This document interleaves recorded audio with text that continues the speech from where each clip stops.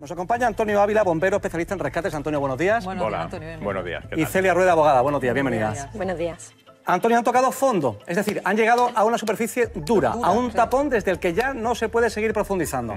Bueno, ahora se afanan todos los esfuerzos en intentar superar ese tapón para ver realmente lo que hay. Hombre, porque ya tienen unos metros alcanzados. Sí, ya creo que han llegado a 80 y algo metros o cosas así. 80 decía la delegada del gobierno aproximadamente. Y el pozo, según los especialistas que lo hicieron, era hasta 110. Es decir, ahí hay una capa de...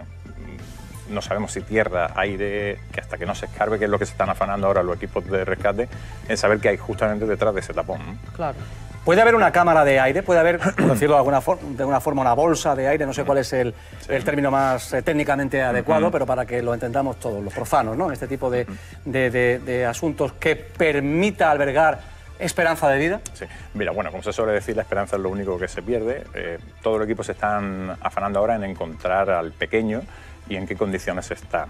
Eso sí te lo puede responder mejor pues algún técnico, geólogo, Luego estaremos que la zona con un científico pero sí sería posible. Pero por tu experiencia como bombero en este tipo de prospecciones, de investigaciones... Sí, esto lo que pasa es que casos como estos, ¿probable? En concreto, de prospecciones como esa, o han estado sellados, o como está digamos, virgen, no hemos tenido, ¿no?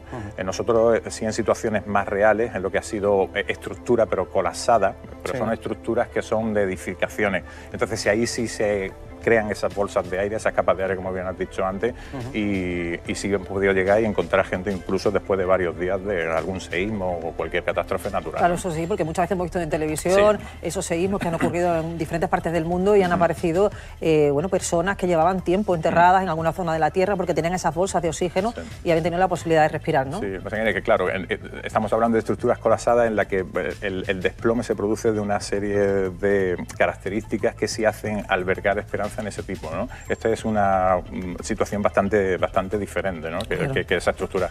¿Y cuánto tiempo? Luchar contra el terreno. Claro, y contra el tiempo. Corrimientos. Es que es todo. El terreno es complejo, es complicado, es pizarra, se pueden desprender trozos de piedra, de arena, pero también contra el tiempo. Es una lucha incesante. Yo no sé cuánto tiempo pueden tardar en hacer ese túnel del que bueno, hablan. es la pregunta del millón. Sí, siempre ¿no? La pregunta del millón. Es cuánto tiempo se va a tardar. Claro. Los datos solamente lo saben los que están en el puesto de mando avanzado, que tenemos comunicación muy permanente con compañeros que están allí.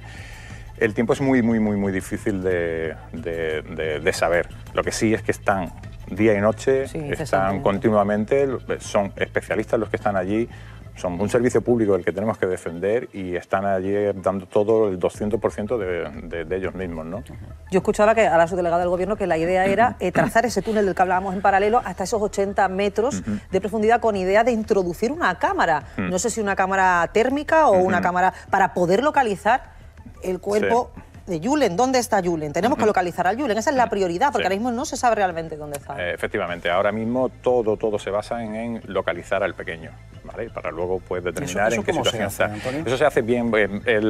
Como bien ha dicho ella, es metiendo una cámara. Lo que pasa es que, claro, se han encontrado con ese tope que evidentemente a partir de ahí ya la cámara no puede hacer. Ese tipo de cámara se utiliza pues sobre todo en empresas de prospección o empresas sobre todo de saneamiento para ver lo que se van encontrando en el camino de esos saneamientos. Entonces, los medios técnicos existen. El tema es afanarse por llegar a localizar al pequeño Julen. Enseguida queremos resolver algunas otras claves que nos pueden arrojar informativamente luz sobre esa investigación. Vamos y sobre a leer lo que acaba de decir el tío del pequeño Julen. Ha dicho el pocero con el que han hablado. O sea, el profesional que entendemos prospecta el terreno. Yo sellé el pozo, alguien quitó la piedra después y Julen cayó. Es la denuncia, insistimos, del pocero que se ha sentido de alguna forma aludido por lo que se ha venido acumulando y diciendo durante las últimas horas en diferentes medios de comunicación. La tapa de sellado, como pueden apreciar, está aproximadamente medio metro, 50 centímetros de la superficie. Bien, ahí es donde está el sello. Ahí es donde se supone que si cae una persona o cualquier objeto podría haberlo obstaculizado o al menos entorpecer en su caída si es que el peso es lo suficientemente contundente como para poder desplazar esa tapa de sellado. Tengan en cuenta la anchura del espacio, que estamos hablando del palmo de la mano de un adulto, según hemos visto en fotos reiteradas, unos 23-25 centímetros de ancho. Bien, la familia también, al menos el tío al que acabamos de escuchar, está en esa tesis. Consideran que el túnel o el pozo no estaba convenientemente sellado, que alguien lo había destapado, y es lo que dice el pocero. Yo lo sellé, alguien quitó la piedra. Pero con independencia de esta información, que va aparejada a la investigación posterior, según nos ha dicho la Guardia Civil, lo importante ahora es el rescate. ¿Qué se está haciendo esta mañana? Vamos a ver en el siguiente gráfico lo que les venimos contando y un poco lo que planteaba la subdelegada del Gobierno. Van a ver en la siguiente animación gráfica la prospección nueva que se ha comenzado a construir, este nuevo túnel, desde las 7 de la mañana. Es en vertical y al final esa ramificación, esa L que configura, en definitiva, otro ramal, otro túnel en paralelo a la superficie. Aquí se van a encontrar seguramente con muchos problemas. ¿Cuáles pueden ser? Bien, bueno, sobre todo los corrimientos de tierra.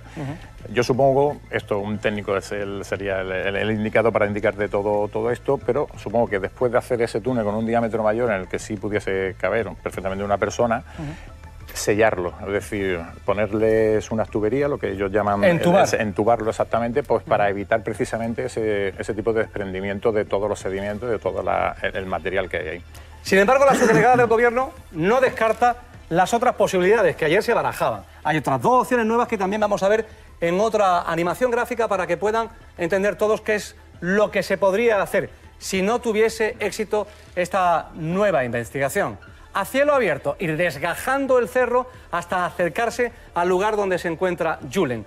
Evidentemente aquí hablamos de un trabajo mucho más lento, ¿no? Tenemos que tener en cuenta la gran cantidad de toneladas de tierra que hay en la zona.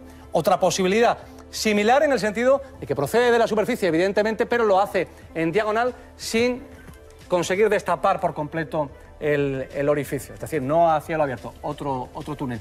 Normalmente, por tu experiencia, es complejo lo que estamos hablando, porque además hablamos de tierras que están sometidas a presiones que puede colapsar el túnel.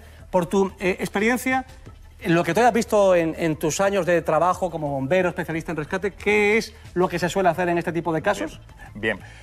Disponemos de poca hemeroteca en este tipo de rescates porque son unos rescates muy específicos. Nosotros pozos que hemos ido han sido pozos pues consistentes, es decir, pozos en los que cualquier persona animal... De hormigón, hablaba por ejemplo de un seísmo, la demolición de una casa que viene abajo. Entonces, diferente. Eso digamos que un poco el medio lo controlas. Aquí el medio no lo controlas. Ya. Los especialistas son los que tienen que estar en continua comunicación de qué tipo de material se va a encontrar, aunque ya no han dicho cuál es, pero... es difícil y en el tiempo evidentemente se alargaría muchísimo más. Tierra muy reblandecida, tierra húmeda, que esto permitió ayer la posibilidad de extraer con mayor facilidad cuando tocaban fondo. Después de esa superficie arenosa y húmeda se encontraron, o se acaban de encontrar hace unas horas, con un nuevo tapón mucho más duro. Antonio, bombero, especialista en emergencia, especialistas en rescate, Bomberos Sin Fronteras, lo hice todo, con una labor solidaria para ayudar a personas que precisamente se encuentran en situaciones extremas, por ejemplo, en un terremoto. Bien, estamos insistiendo en que no es el mismo caso porque estamos horadando un terreno de la naturaleza y no se trata de desescombrar un edificio. Son, por tanto, escenarios diferentes. Ahora bien, la forma de actuar, hasta que intervienen, por ejemplo, los bomberos, ¿cuál es y cuál se está llevando a cabo en el caso de Totalán? Bien, digamos que la cronología que se suele hacer es cuando se recibe la llamada, pues evidentemente asistir al sitio. Fueron los compañeros del Consorcio Provincial de Málaga. A ver, estamos escuchando a Cristina Zumaquero. Sí, adelante, Antonio. Sí, como decía, pues entró la llamada a través del 112 y fueron los compañeros del Consorcio Provincial de Bomberos de Málaga los que se desplazaron en primer lugar desde el Rincón de la Victoria al sitio, ¿no? Lo primero que se hace, evidentemente, es una inspección del terreno por si hay alguna posibilidad de localizar en los primeros metros del pozo. Claro. Ya nos fuimos incorporando pues, de Málaga a Guardia Civil hasta que se establece un puesto de mando avanzado en el que se hace responsable y en este caso ha sido pues, la Guardia Civil, ¿no? Entonces todas esas medidas se están estableciendo y digamos que si hay un poco de secretismo, evidentemente para que no trascienda mucho lo que se está haciendo, pero me consta de que han barajado absolutamente todas las opciones con los medios técnicos y humanos que se tienen, ¿no? ¿Sabes lo que pasa, Antonio? Que hay mucha gente que cuando están viendo estas informaciones nos preguntamos, se preguntan también, oye, ¿por qué se tarda tanto tiempo en reaccionar, ¿no? Porque, bueno, están trabajando, quitando esa arena para quitar ese tapón y de repente, no, un comité de expertos, no, ingeniero. Es que es todo más complicado de lo que nosotros creemos, ¿no? Sí, desde luego. Bien, ahí, digamos, un poco le vamos a echar la pelota a los que nos mandan, ¿no? Es decir, nosotros hace muy poco estuvimos en Madrid en una manifestación para exigir una ley marco que nos regule. Son situaciones como esta, desgraciadamente, en las que salen a aflorar todas estas deficiencias, ¿no? Estos son los medios, estos son los técnicos y humanos que tenemos y esto es lo que podemos hacer. Ahí sí se lanza la pelota a los que nos mandan, a los señores políticos, de que legislen y regulen de una vez pues todas estas situaciones. En este caso, el pozo que veía en Araal y que nos explicaba el profesional está entubado con esa estructura metálica, entiendo. Antonio, bombero especialista en rescates, no es igual. Por tanto, la tarea que se ha intentado es que las paredes no se resientan, que no haya nuevos desprendimientos, porque esto lo complicaría absolutamente. De ahí la necesidad de buscar una alternativa en otro lugar. Sí, bueno, la alternativa que había apuntado antes pues, la subdelegada del Gobierno, de hacer ese pozo a cielo abierto, aprovechando la ladera, que sí por las prospecciones que han hecho podría significar que es la medida adecuada para poder ir en horizontal. Aún así también esa horizontalidad también habría que ir apuntalando el terreno para evitar posibles colapsos, ¿no? En cualquier caso, ese pozo que se está trazando desde las 7 de la mañana, bueno, llamamos pozo, es tubo, ¿no? Túnel, en paralelo, como hemos dicho, y en horizontal, ¿eso también hay que entubarlo? Sí. Aunque sea para meter la cámara. Sí, ya digo, en el puesto de mando avanzado, que supongo que estarán, claramente que están allí los técnicos, cada vez que metro que se vaya abriendo, sí, tendrá como una especie de biopsia el terreno para saber lo que se van encontrando, porque pueden encontrar, a lo mejor en esa prospección no había agua, pero unos metros más allá o algo, puede haber algo de bolsas de agua, aire, gases, etcétera, ¿no? Entonces, esos técnicos son los que... Has utilizado el término biopsar, o sea, hacer una biopsia, en definitiva, extraer elementos del subsuelo, en este caso, que puedan aportar pistas y que puedan arrojar luz sobre una, además, de localización, posible esperanza. Ya sé que quizá apelo a un deseo, más que a una evidencia científica, Antonio, pero ¿cuántos años llevas trabajando como bombero? Sí, llevo ahora 17 años. 17 años trabajando como bombero, ¿te has enfrentado a muchos rescates? Sí. ¿A cuántos más o menos? Bueno, incontables, tenía que tirar, además, sí, en mi labor profesional en el Ayuntamiento de Málaga, pero como bien han dicho antes, pues pertenezco a la ONG Bomberos Sin Fronteras y he tenido la oportunidad de viajar por muchos lugares del mundo, desgraciadamente, por temas de catástrofes naturales, ¿no? Quiero decir que has tenido la posibilidad y has conseguido rescatar seres humanos que estaban en condiciones absolutamente dramáticas bajo el suelo. Sí. ¿Qué ha sido lo más complicado que te has encontrado en este sentido? Bueno, lo más complicado siempre es la logística. Es decir, aquí sí, a golpe de teléfono tienes todos los medios disponibles.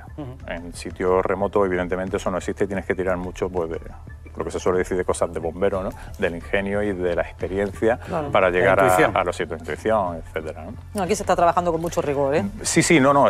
Una cosa que quiero destacar muchísimo, el móvil desde que ocurrió la catástrofe no ha parado. Yo estaba de guardia ese día y no ha parado de chat en WhatsApp que tenemos de bomberos de toda España, de grupos de rescate o bomberos en sí.